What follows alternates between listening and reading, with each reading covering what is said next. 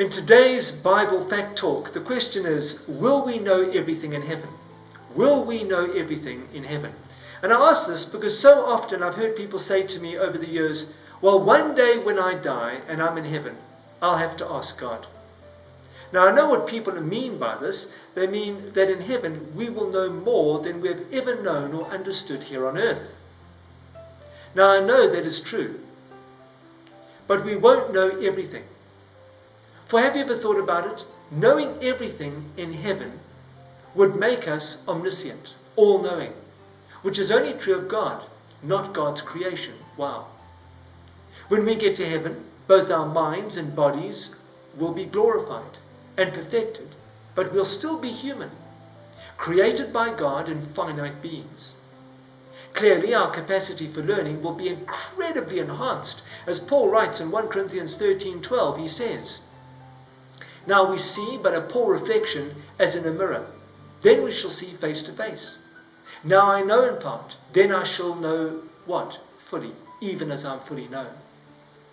Nevertheless, our knowledge will always be limited and finite, as created beings made by God, in that we will never be God.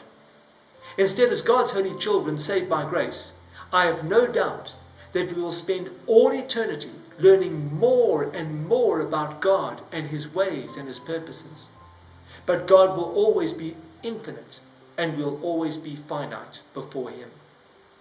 Angels in heaven, who are perfect creatures, don't know everything. They're constantly seeking to learn more about God and His ways. As it says in 1 Peter chapter 1 verse 12, even angels long to look into these things. And so as created, saved, finite beings, we will never know everything, never. But we will know and learn things we've never, ever imagined here on earth, ever.